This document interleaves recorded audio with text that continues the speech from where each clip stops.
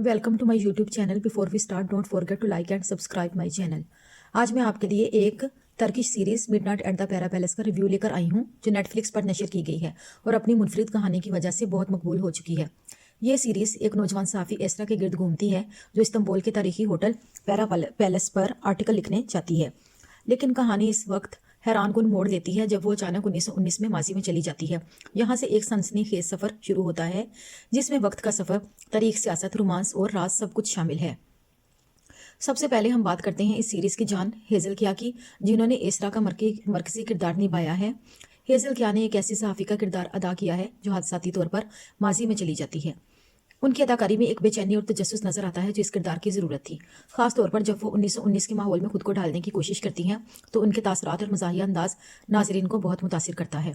उन्होंने एक जदीद दौर की लड़की और माजी की उलझनों को बहुत खूबसूरती से तवाज़ुन में रखा है। अब हम आते हैं सीरीज़ के हीरो सलाहुद्दीन पाशाली की तरफ, जिन्होंने खालिद का पुरस्कार किरदार अदा किया है। सलाहुद्दीन की अदाकारी बहुत सी संजीदा और गहरी है। इनके किरदार में एक ऐसी कशिश है जो आपको आखिर तक बांधे रखती है। उनकी खामोशी और आंखों से किए गए तासुरात इस बात का सबूत है कि वो एक मंझे हुए अदाकार हैं। हेज़ल किया के साथ उनकी केमिस्ट्री स्क्रीन पर बहुत जानदार लगती है, जो कहानी में रोमांस और थ्रिल का तड़का लगाती है। दीगर अहम किरदार हैं, जैसे कि होटल का मैनेजर अहमद का किरदार तानसु बाइसर ने अदा किया है। उनकी अदाकारी में एक ठहराव है और वो एसरा के लिए गाइड का काम करते हैं।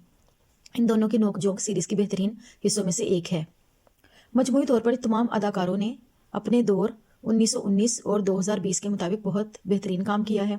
ख़ास तौर पर इस दौर के लिबास और बोलने के अंदाज ने अदाकारी में मज़ीद निखार पैदा कर दिया है।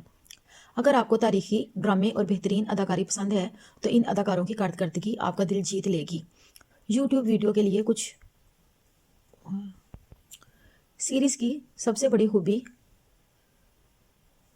इसकी स्टोरी लाइन है, जो नाज़रीन को शुरू से आखिर तक बांधे रखती है। ख़ास तौर पर मुस्तफ़ा कमाल अतातुर्क के दौर को जिस खूबसूरती और संजीदगी से दिखाया गया है, वो काबिल तारीफ़ है। अदाकारी की बात करें तो मरकज़ी किरदार ने अपनी परफॉर्मेंस से किरदार को हकीकत के करीब कर दिया है।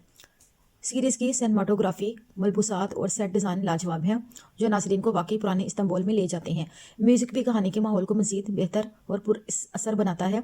अगर आपको टाइम ट्रैवल, तारीखी कहानियाँ और सस्पेंस पसंद है, तो ये सीरीज़ आपके लिए बेहतरीन इंतखाब है। अलबत्ता कुछ नाज़रीन को कहानी के चंद हिस्से थोड़े उलझे हुए महसूस हो सकते हैं, मगर मजमूई तौर पर यह एक ज़बरदस्त और मुनफरिद तजर्बा है। हेज़ल किया की परफॉर्मेंस ने इस सीरीज़ को 4 चांद लगा दिए हैं। सलाहुद्दीन पाशाली का अंदाज़े बयां और स्क्रीन परफॉर्मेंस कमाल की है। दोनों की जोड़ी ने कहानी में एक नई रूह फूंक दी है। मेरी रेटिंग इस कहानी के लिए 5 में से 5 है। अगर आपने ये सीरीज़ देखी है तो कमेंट्स में ज़रूर बताएं कि आपको कैसी लगी। मेरी वीडियो पसंद आए तो लाइक और शेयर करें।